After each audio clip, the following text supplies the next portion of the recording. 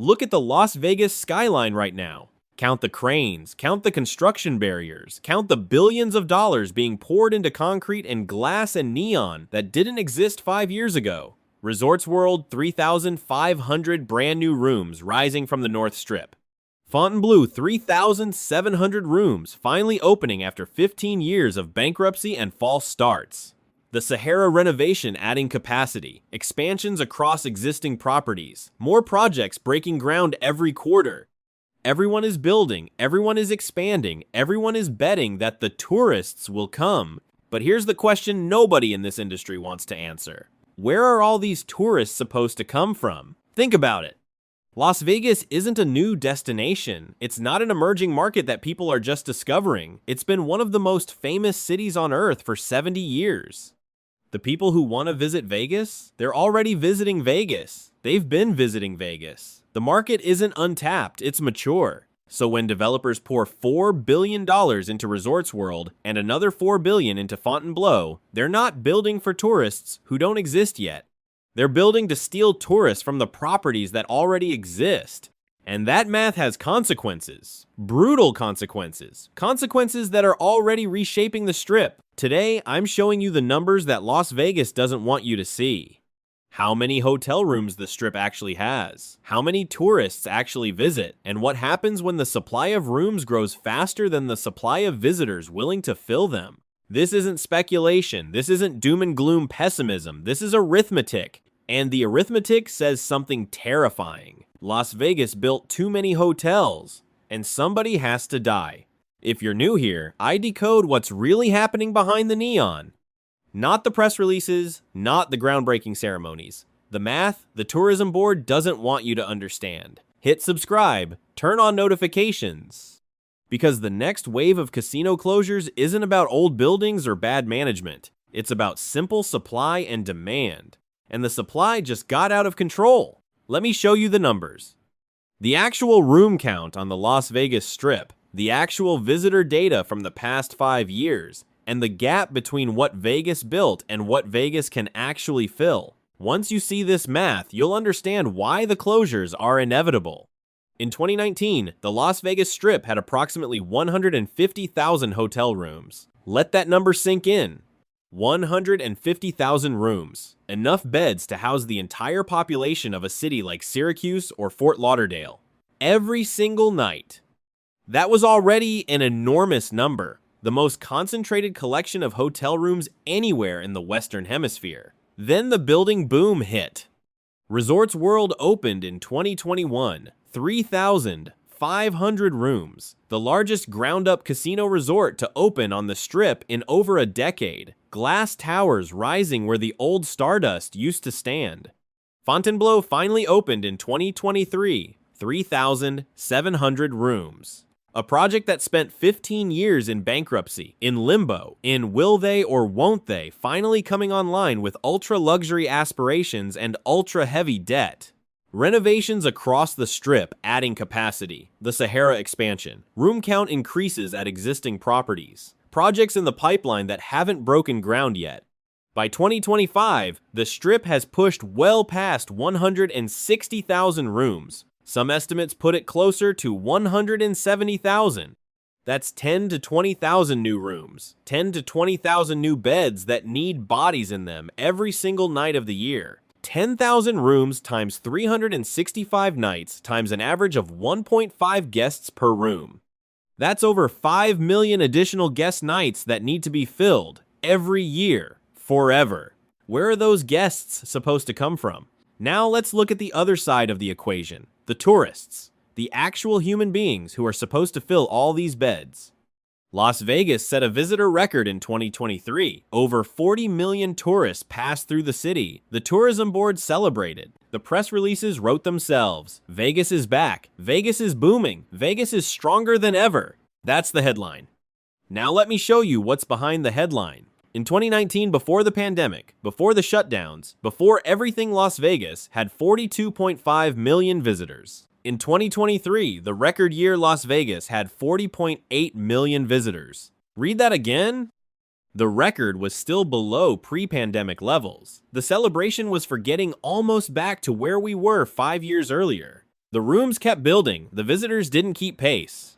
More supply, flat demand. That's not a boom, that's a time bomb. But here's what the tourism board really doesn't want you to understand. That 40 million number, it's not what you think it is. Those aren't 40 million people who need strip hotel rooms. That's not 40 million guests looking for beds. Let me break down who actually makes up that visitor count and show you why the real number, the number of tourists who actually need a strip hotel room, is much, much smaller than the headlines suggest. That 40 million includes everyone. Day trippers from Los Angeles who drive in for a show and drive home the same night. No hotel room needed. Convention attendees whose companies book rooms at off-strip properties closer to the convention center. No strip room needed. Locals from Henderson and Summerlin who hit the casinos for a few hours. No room needed at all. Tourists who stay downtown at Fremont Street instead of the Strip. Different market entirely. Visitors who book Airbnbs and vacation rentals instead of casino hotels. Growing every year. Strip that all away. Look at the actual tourists who actually need an actual strip hotel room. The number shrinks dramatically. Some analysts estimate that true strip hotel demand is closer to 25 to 30 million room nights per year. Breaks ground. More supply chasing the same tourists. More beds competing for the same bodies. More properties fighting for a pie that isn't getting bigger. The tourism board will tell you Vegas is booming. The construction cranes will tell you investment is flowing. The press releases will tell you the future is bright. The math tells a different story. The math says there are too many rooms and not enough guests. The math says somebody has to fail. The math says the closures we've seen are just the beginning. And the properties that survive, they're not going to do it by growing the market. They're going to do it by killing the competition. Let me show you how that fight is already playing out. Vegas built too many hotels. So we have too many rooms and not enough tourists to fill them. What happens next is economics 101. It's predictable, it's brutal, and it's already tearing the strip apart. The properties start fighting for a shrinking pie, and that fight doesn't have room for everyone to win. Somebody has to lose, somebody has to bleed, somebody has to die. Let's start at the top of the market, the luxury tier, the properties that charge $400, $500, $600 a night. For decades, the Bellagio owned this space. Venetian and Wynn competed at the edges, but if you wanted the definitive luxury Vegas experience, you went to the Bellagio, the fountains. The Chihuly ceiling, the reputation that Steve Wynn built with $1.5 billion in 1998. That monopoly is over. Resorts World opened in 2021, brand new construction, rooms designed for 2021 expectations, not 1,998 expectations. No decades of cigarette smoke baked into the walls, no furniture that's been sat on by 1 million previous guests, modern, fresh, hungry. Then Fontainebleau opened. Ultra-luxury positioning, rooms that make the Bellagio look dated because the Bellagio is dated, 27 years dated. Suddenly, the Bellagio isn't competing against the Venetian for luxury tourists. It's competing against properties that didn't exist 5 years ago. Properties that are newer, shinier, and desperate to fill rooms. And here's the brutal truth. The Bellagio can't renovate its way out of this. MGM doesn't own the building anymore. They sold it to Blackstone in a sale-leaseback deal. They're tenants now, paying rent. Tenants don't pour billions into renovating someone else's property. Tenants extract value and defer maintenance. So the Bellagio fights the new builds with one hand tied behind its back, competing on reputation while the product slowly declines, hoping tourists don't notice that the rooms feel tired compared to the competition. Some tourists notice, more notice every year. But the luxury squeeze is a gentle massage compared to what's happening in the middle of the market. The mid-tier properties, your Planet Hollywoods, your Park MGMs, your New Yorks, your Harrah's, they're caught in a vice. Pressure from above, pressure from below, nowhere to escape. From above, the new luxury properties are running promotions. Resorts World needs to fill 3,500 rooms. That's a lot of rooms. So they offer deals, flash sales, loyalty discounts, rates that creep down toward mid-tier pricing just to get bodies in beds. Suddenly, you can stay at a brand new luxury resort for $199 a night. Why would you pay $179 for Planet Hollywood when Resorts World is only $20 more? The luxury tier is invading the mid-tier's territory, stealing their customers with barely higher prices and dramatically better rooms. And from below, the budget properties are slashing rates to stay alive. Excalibur offering rooms for $69, Luxor running promotions at $79, Circus, when you can stomach the mold advertising rates that would have been unthinkable a decade ago. The mid-tier is getting crushed from both directions. Pay a little more, get luxury. Pay a little less, save significant money. What's the argument for the middle? What's the value proposition for not great, but not cheap either? There isn't one, and the mid-tier properties know it. But the properties feeling the most pain aren't the luxury towers or the squeezed mid-tier. They're the budget options, the circuses, the Excaliburs, the Luxors, the aging flamingos. Because when the pie shrinks, the weakest animals get eaten first. Think about it from a tourist's perspective. You're planning your Vegas trip. You pull up your booking app. You see Resorts World running a promotion $199 a night. Brand new property. Modern rooms. Restaurants you've seen on Instagram. No reviews warning you about mold or cigarette smell or security concerns.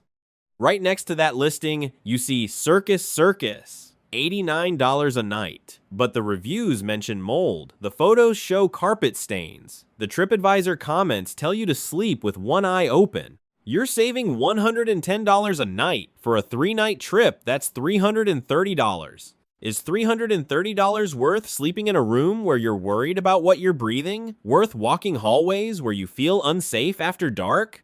Worth spending your vacation in a building that smells like decades of bad decisions? For most tourists, the answer is no. They'll stretch the budget, they'll put it on the credit card, they'll figure it out. They just won't stay at Circus. The budget properties used to win on one thing: price. When the Bellagio was $400 and Circus was $60, that gap was meaningful. Working families who couldn't afford luxury had an option. Budget Vegas was a real market.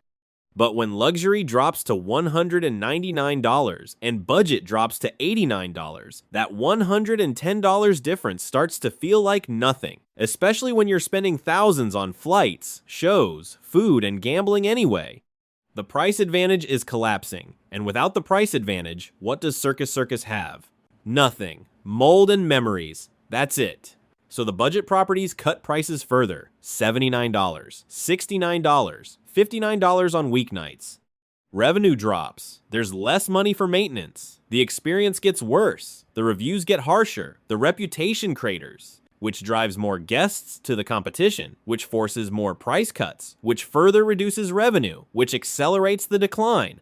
It's a death spiral, and once it starts, it doesn't stop. It can't stop. The math won't let it. 10,000 new rooms didn't create 10,000 new tourists. They just redistributed the existing ones. Every guest who chooses Resorts World is a guest who didn't choose Bellagio. Every tourist who picks Fontainebleau is one who skipped the Venetian. Every visitor who stretches their budget for a new property is one who didn't settle for Circus. The new hotels aren't growing the pie, they're stealing slices. And some properties are going to starve, not because they did anything wrong, not because their owners made mistakes, but because the math stopped working. There are too many rooms, there aren't enough tourists, and somebody has to die. The only question is who and how fast. Vegas built too many hotels. The math doesn't lie. More rooms than tourists, supply exceeding demand, properties fighting for guests who aren't materializing in the numbers everyone projected.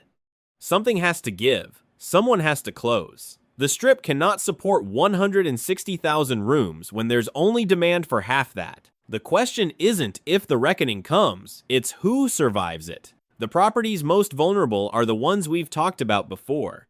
Circus, Excalibur, the Flamingo, the Link, Luxor. But now the why becomes clearer. It's not just corporate neglect. It's not just private equity extraction. It's not just bad management. It's oversupply, pure and simple.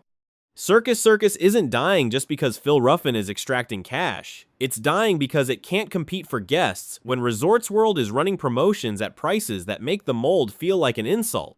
Excalibur isn't failing just because MGM stopped investing. It's failing because tourists have better options at similar prices, options that didn't exist 5 years ago. The Flamingo isn't decaying just because Caesars has too much debt. It's decaying because the tourists who used to accept 80-year-old bones and outdated rooms now have alternatives. Oversupply turned struggling into terminal. The new builds weren't competition, they were the kill shot. But here's the dark irony that nobody's talking about. The same oversupply that's killing the old properties, it's going to hurt the new ones too. Resorts World and Fontainebleau didn't build for a world with this much competition. They built expecting growth that isn't coming. They built expecting tourists who don't exist. The hunters are about to become the hunted. Resorts World cost over $4 billion to build. $4 billion. That's not a rounding error. That's a bet the company investment. Fontainebleau cost nearly $4 billion after 15 years of stops and starts and bankruptcy proceedings. That kind of money doesn't come free. It comes with debt. Mountains of debt. Interest payments that arrive every month, whether the casino is packed or empty. To service that debt, these properties need massive revenue, high occupancy rates, premium room prices, full restaurants, packed casino floors, revenue flowing in faster than interest payments flowing out. But when you're fighting against 30 other properties for the same tourists, you can't charge premium rates. You have to compete. You have to discount. You have to run the promotions that steal guests from Bellagio. Those discounts eat into margins. Those promotions sacrifice the revenue you need to service the debt you took on to build the property in the first place. Resorts World and Fontainebleau are already offering rates that would have seemed insane when they were planning these projects. $200 a night for a brand new luxury room, $179 during slow periods. Rates that scream desperation dressed up as marketing. The new builds aren't guaranteed winners. They're heavily leveraged bets that require a growing market to pay off. And the market isn't growing. The market is flat. The market is fighting over the same 40 million visitors it had before the pandemic. So, if the old properties are dying and the new properties are over-leveraged, who actually survives? Who makes it through the oversupply reckoning? Who's still standing when the dust settles and half the strip is shuttered or demolished? The answer is smaller than you want it to be. Smaller than Vegas wants to admit. Smaller than the tourism board will ever acknowledge. The survivors will be properties with 3 specific advantages. Miss any one of these and you're vulnerable. Advantage 1, low debt. You can't be bleeding cash to interest payments while revenues drop. The properties that survive will be the ones that can operate profitably even at reduced occupancy. That means no billion-dollar loans hanging over your head. Advantage 2, operational efficiency. You need to be able to cut costs without destroying the guest experience. Skeleton staffing that still functions. Maintenance deferrals that don't become health hazards. The ability to run lean without running guests off.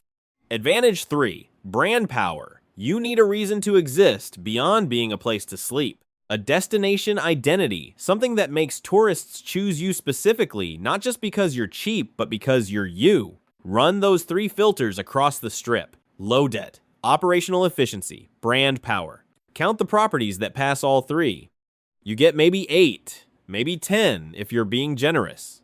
Wynn, Encore, Venetian, Cosmopolitan, Aria, maybe Caesar's Palace, maybe 1 or 2 others. Everyone else is fighting for scraps, and the scraps are shrinking every time a new tower opens. Picture the Strip in 2030, 5 years from now. Fewer properties, the budget tier decimated, Circus gone, Excalibur gone or gutted, the Flamingo finally demolished after 80 years of history. The mid-tier hollowed out, properties either upgraded to compete with luxury or abandoned entirely. No more middle ground.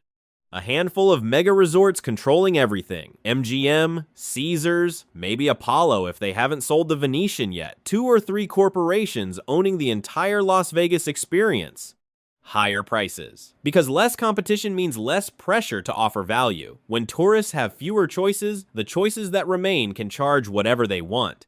Fewer options, because variety doesn't survive consolidation. The weird little casinos, the budget joints, the places with character instead of corporate polish, all gone. A strip that looks impressive from a distance, but feels hollow up close. All surface, no soul. A theme park version of Las Vegas pretending to be the real thing. That's what oversupply creates, not abundance. Collapse followed by monopoly. Las Vegas built too many hotels, hoping the tourists would follow. The tourists didn't follow. Not in the numbers the spreadsheets projected, not in the volumes that justify 160,000 rooms. The closures we've seen, Tropicana, Mirage, those are just the beginning. The tremors before the earthquake. More are coming. The math demands it. There are too many rooms and not enough bodies to fill them. Something has to give.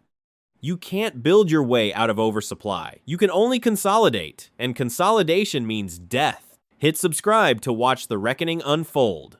I'm tracking the occupancy rates, the promotional pricing, the desperate moves that tell you which property is circling the drain. Drop a comment. Did you realize how many rooms Vegas has? Does the math surprise you? Which property do you think closes next? Because the cranes are still building, the rooms are still opening, and the tourists still aren't coming fast enough. The Strip is a game of musical chairs now. 30 properties, maybe 15 chairs, and the music is slowing down. Somebody's about to be left standing, and standing means dying. I'll see you in the next one.